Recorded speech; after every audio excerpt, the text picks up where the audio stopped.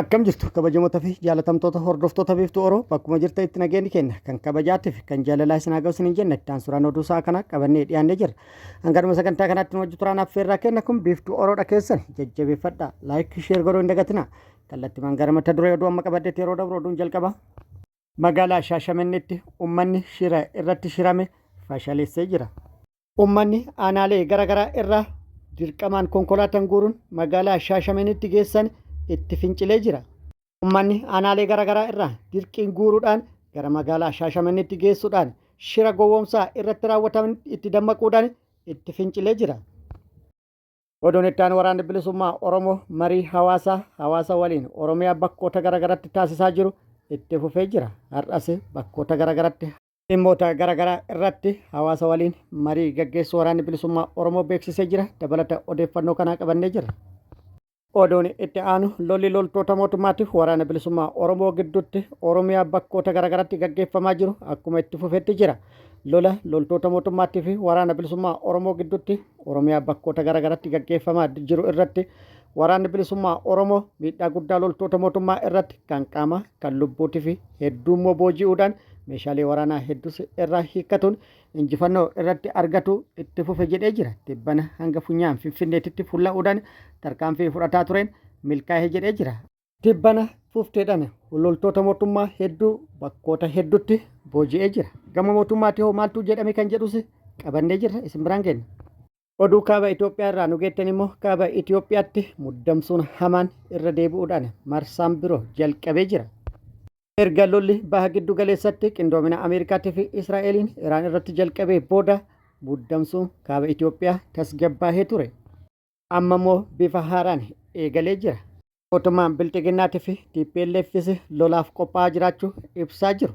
Mootummaan Bilxiginnaa humna guddaa duruu garasitti kuusee kan ture yoo ta'u yeroo ammaa kanatti guyyoota dabran kana diroonota bobbaasuun kaaba Itoophiyaa irratti naannawaa jira jedhamee jira.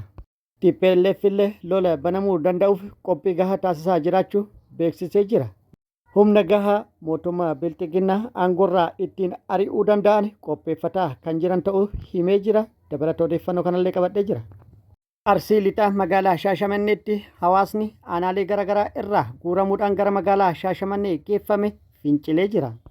Guyyaa kaleessa caamsaa 2026 aanaalee garaagaraa irraa uummata konkolaataan guuruudhaan gara magaalaa Shaashamannee geessuun hiriira deeggarsaa akka raawwatan ajajni yeroo itti kennametti uummanni harkaa fincilee jira. Odeeffannoo kana akka itti aanu kanatti isiniif qabannee jira. Magaalaa Shaashamanneetti hawaasni bal'aan dirqisiifamanii hiriira deeggarsaa PPF dhiyaatan fincilanii ba'uun dhaga'ame.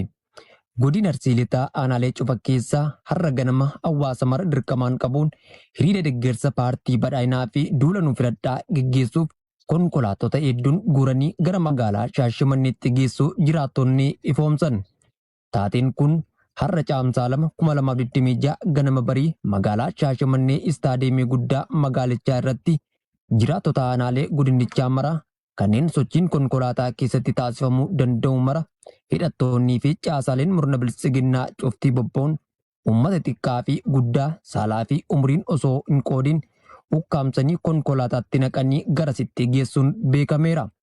Kaayyoon ukkaamsamuu isaanii maaliif akka ta'e kan hin hubanne hawaasni bal'aan wayita bakka waltajjichaa ga'anii konkolaataa irraa dirreetti harcaafaman dhimma duulaa nu filadhaa fi deeggarsa dirqamaan paartii badhaadhinaaf taasifamuu ta'u akka itti himamee jiraattonni addeessaniiru. Abbaan irree biltsiginnaan hawaasa bulchiinsa isaatti amanee jala buluu didee yeroo garaagaraatti humna waraanaa fi afaan qawweetti dhimma ba'ee hawaasa harka duwwaa ukkaamsuun fedhaa fi jaalala isaa malee deeggartoota keenya jedhee agarsiifachuun fuula miidiyaalee irratti of dhaadessaa jiraachuun ni mul'ata. Taatee guyyaarraa garuu kan adda isa taasisu murni faashistiin akka uummata bal'aa ukkaamsee dharaa fi holola akkasumas jabina ofii qofa faarsu kun akkuma aadeffannaa isaanii hawaasa Oromoo warruma lafa isaanii irraa buqqisaa jumulaan ajjeesaa mana irratti gubaa fi hidhanii dararaa jiran duula deeggarsa fakkeessiif wayita humnaan baafatan uummanni akka waan mari'atanii dhaqanii fi akka waan ka'ii waliin jedhanitti al tokkicha lafaa kaanii finciluun osoo humni waraanaa afaan qawween dura dhaabbatee ittisu waltajjicha dhiitanii ba'anii abbaa aangoo fi humna uummatummaa isaanii itti agarsiisaniiru. Kun kan ta'e yeroo itti sirni haasawaa saaqiinsa jalqabaa kaadiroonnii fi kaabinoonni akkasumas aangaa'onni bilisiginnaa kaayyoo fi dantaa walitti qabamiinsa uummatichaa itti ibsuuf jedhanii nuti kan asitti walitti isin qabanneef hiriira deeggarsaa nuuf gochuu akka qabdanii fi paartii badhaadhinaan alatti filannoo biroo akka hin qabne jechuun wayita itti odeessuu eegalan uummanni al tokkotti dammaqiinsa wal fakkaataan dookumentarii sobaa PP'n karoorfattee fashaleessuun beekameera. Yeroo isaan sagantaa ibsuuf ka'anitti uummata callisee yaa'ee utuu hin taane mootummaa baadiyyaa fi magaalaarraa nu buqqaasee jireenya keenya nu dhorkee akka maalluuf godhuuf isa filanna jechuun sagalee iyyaa dhageessisaa istaadiyeemicha keessaa waardiyaa of duraa darbachuun akka ba'an dabaluun ifoomeera. Haala sana keessatti namoonni ammaaf eenyummaan isaanii hin beekamne hedduun waraana humnaan dirree irratti hawaasa dhorkaa turan baqachuu fi dursanii dirree keessaa ba'uuf jecha osoo baqatanii walitti bubbuun wal kukuffisanii fi namoota walirratti kukkufan kan kaasu dhibuun miidhaan qaamaa yeroo fardeen baanee qaqqabuun ibsameera. Waraanni bilisummaa Oromoo marii hawaasaa bakkoota garaagaraa yookaan aanaalee garaagaraa keessatti hawaasa waliin gaggeessaa jiru cimsee itti fufee jira. Tibba kana waraanni bilisummaa Oromoo hawaasa waliin marii gaggeessaa turuu ibsuudhaan har'as bakkoota garaagaraatti marii hawaasa waliin dhimma nageenya, misooma, barnoota fi fayyaa fi kan biroo irratti bal'inaan mari'atu waraanni bilisummaa Oromoo beeksisee jira. Guutuun isaa akka itti aanu kanatti isiniif dhiyaata. Wabboon zoonii lixaa aanaa mana sibuu keessatti marii haala yeroo irratti hundaa'e hawaasa bal'aa waliin geggeessuun beekame. Wabboon zoonii lixaa marii hawaasa bal'aa haala yeroo irratti godina lixa wallaggaa aanaa mana sibuu gandoota adda addaa irratti walitti qabuun taasisuu ifoomse. Marii hawaasaa bal'aa wabboon godina lixa wallaggaa aanaa mana sibuu keessatti geggeeffame haala yeroo uummanni Oromoo keessa jiru irratti xiyyeeffannoo guddaa kennuun qondaala waraana bilisummaa Oromoo Jaal Bookaa Galaanaan taasifamee jira. Hirmaattonni gandoota adda addaa irraa walitti dhufan rakkoolee jireenyaa fi haala siyaasaa yeroo ammaa irratti marii bal'aa geggeessanii jiru. Mariin kun dhimma hawaasummaa, dinagdee fi siyaasaa walitti hidhatee bal'inaan taasifamee jira. Tokkoffaan qaala'insa jireenyaa irratti yaadni bal'aan ka'ee jira. Gatiin midhaan nyaataa, boba'aa fi tajaajiloota bu'uuraa yeroo gara yerootti dabalaa dhufuun jireenya uummataa irratti dhiibbaa cimaa uumaa jira. Haalli kun hawaasa baadiyyaa fi magaalaa walqixa miidhaa jiraachuun furmaatni murna faashistii bilisiginnaa irraas akka hin mul'anne jiraattonni yaada isaanii eeranii jiru. Lammaffaa burjaajii siyaasaa murni bilisiginnaa geggeessaa jiru irratti yaadni cimaa ka'ee jira. Hanqinni tasgabbii siyaasaa fi amansiisummaa hooggansaa uummata keessatti shakkii guddaa uumeera akka jedhan jiraattonni kunis nageenya naannoo fi sochii hawaasummaa irratti dhiibbaa qabaachaa waan jiruuf irree tokkoon waboo waliin hiriiruun dirqama keenya jechuunis himanii jiru. Sadaffaa adeemsa barnootaa irratti marii taasifame keessatti hawaasni ga'eessaa sirnaan ba'achuu akka qabu, barnootni akka furtuu jijjiiramaa fi guddinaatti ilaalamuu qabaachuu, maatii barsiisotaa fi haamolee hawaasaa hunda hirmaachisuun fooyyessuun barbaachisaa ta'uu irratti hubannoon uummataaf kennamee jira. Afuraffaa misooma naannoo irratti hirmaannaan uummataa murteessaa ta'us eeruun misoomni namoota dhuunfaa qofa irratti hirkachuun osoo hin taane uummanni ofiisaa keessatti qooda fudhachuu qaba. Kunis hojii bu'uuraa akka bishaan, daandii fi tajaajila fayyaa keessatti mul'achuu qaba jechuun hubannoon taasifameeraa fi shanaffaa mariin kun raafamni faashistii PP jijjiirama siyaasaa guddaa agarsiisaa jiraachuun gara fuulduraatti maal akka ta'u abdiin amansiisaan waboon akka dhufus akeekamee jira. Jaaffaa ijaarsa hawaasaa, tokkummaan hawaasaa waliigaltee fi hojii gamtaa akka furmaataatti ilaalamuun rakkooleen jiran furuuf bu'uura ta'uu danda'a jedhame ibsamee jira. Torbaffaan mariin kun akka gabaasaatti hawaasni of gurmeessuun sagalee isaa dhageessisuuf carraa akka qabu agarsiisee jira. Haalli kunis sirna dimokiraasii keessatti hirmaannaan uummataa cimsuuf bu'uura ta'uu danda'a jechuun akeekamee jira. Dhuma irratti mariin hawaasa bal'aan geggeeffame kun akka waliigalaatti haala uummanni Oromoo keessa jiru ifa gochuun rakkoolee jiran irratti marii banaa geggeessuun furmaata barbaaduuf tattaaffii taasifame ta'uu mul'isee jira. Lolli loltoota mootummaatiif waraana bilisummaa Oromoo gidduutti Oromiyaa bakkoota garaagaraatti gaggeeffamaa jiru akkuma itti fufetti jira. Waraanni bilisummaa Oromoo tibbana lola bal'aa Oromiyaa bakkoota garaagaraatti loltoota mootummaa waliin gaggeessu beeksisee jira. Hanga funyaan Finfinneetitti fuulla'uudhaan tibbana tarkaanfii fudhataa tureen injifannoo gurguddaa argadhe jedhee jira. Lola bakkoota garaagaraatti loltoota mootummaa waliin gaggeessaa ture irratti loltoota mootummaa hedduu booji'e jedhee jira.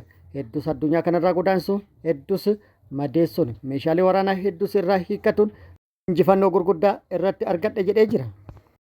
Haaluma kana waraanni bilisummaa Oromoo zoonii giddugala Oromiyaa Shawaa Bahaa Aanaa Dugdatti loltoota mootummaa waliin lola gaggeesse irratti miidhaa guddaa loltoota mootummaa irratti dhaqqabsiise jedhee jira.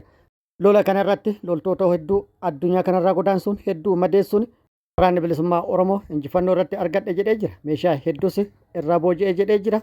Akka itti aanu kanatti isiniif qabannee jirra. Waboon aanaa dugdaa keessatti tarkaanfii fudhateen diina hedduu du'aa fi madoon adabuun PKM 3 hiikkate. Irree fi gaachanni saba Oromoo waboon zoonii Arsadee godina Bahaa Shaggar aanaa dugdaa gandoota lama maqaan isaanii Kooyyee Jajjabaa fi Qorkee Adaamaa bakka addaa Baala Waldii jedhamutti kaleessa caamsaa 2026 tiksitoota barcuma Abiy Ahmed maqaa filannoo kijibaatiin uummata nagaa saamichaan quncaasaa ooltu irratti tarkaanfii jajjabduu fudhateen injifannoo boonsaa galmeessee jira. Tarkaanfii fudhatame kanaanis bitamtoota murna namtokkee Abiy Ahmed kan sababa tokko malee uummata nagaa hidhaa fi ajjeesaa oolan tiksitoota impaayeraa 45 ol ajjeesuun 20 ol kan ta'an ammoo madoo salphaa fi jajjabaan adabee hospitaala magaalaa Maqiitti konkolaataan wal guuruun yaalamaa akka jiran ajajaan waboo zoonichaa himaniiru. Lola jajjabeessa baatiin geggeeffame irratti gama meeshaatiin bireen yookaan PKM 3 rasaasa hedduu waliin snaayipera tokko qawwee AKM hedduu rasaasaa fi hidhannoo akkasumas qophiilee waraanaa biroo waliin dugda diinaa irraa hiikkachuun galii mooraa qabsoo bilisummaa Oromoof gumaacheera. Oduu kaaba Itoophiyaa irraa nu geetten TPLF PP aangorraa ari'uuf qophii gahaa taasisaa jira jedhee jira. Doorsisuun jalqabamee jira. Muddamsuun hamaan eegalee jira. Erga lolli baha giddu galeessaa jalqabe tasgabbaa'ee kan ture kaabni Itoophiyaa amma immoo bifa haaraan wal doorsisuun waraanaaf qophiin taasisuun cimee itti fufee jira. Ajajaa Aarmii 60 jedhamuun beekamu kan humnoota Tigraay Jeneraal Hintsaa Walda Giyoorgis qophii waraana mootummaa federaalaa aangoo irraa buusuuf dandeessisu taasifamaa jiraachuu dubbatee jira.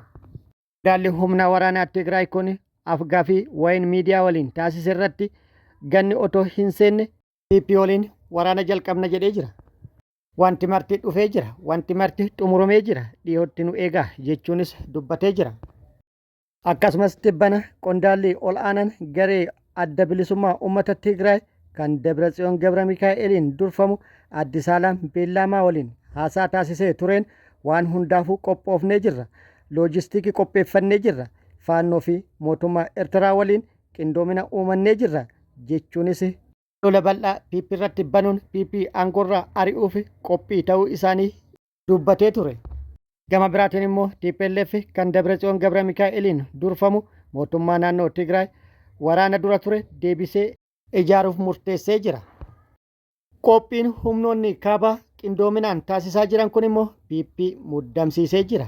Uummata Oromoo akka barbaadanitti bakka barbaadanitti ajjeesaa turan har'a mootummaa kee aangoo irraa ari'uuf warri kaabaa qindoomee jechuudhaan yookaan qindoominaan lola nurratti banuuf jechuudhaan olola bal'aa banuun uummata gowwoomsuuf yaalaa jiran jechuudhaan qaamonni tokko tokko immoo yaada kennaa jiru. Walumaa galatti Itoophiyaan yeroo ammaa kana lola naannoo Oromiyaa keessatti deemaa jiru dhaabuu hin dandeenye yookaan immoo tasgabbeessuu yookaan immoo furmaata kaa'uu hin dandeenye. Naannoo Amaaraa keessattis lolli deemaa jiru cimeetti fufee jira. Walumaa galatti naannoon Tigraay, naannoon Amaaraa, naannoon Oromiyaa garri guddaan PP harka hin jiru. PP'n Finfinnee qofa qabattee jirti. Loloota naannolee garaagaraa keessatti deemaa jiran irratti lolli kaabaan itti dhohataanaan PP'n bishaan kan gadi hin tarreef ta'uu xiinxaltoonni garaagaraa dubbataa jiru. Kabajamootaa fi jaalatamtoota hordoftoota Biiftuu Oromoo oduu namaaf qabadhe kan hanga ammaa kana guutuu oduu wajjin si wajjin kan ture ani Bariisoo Ganamooti.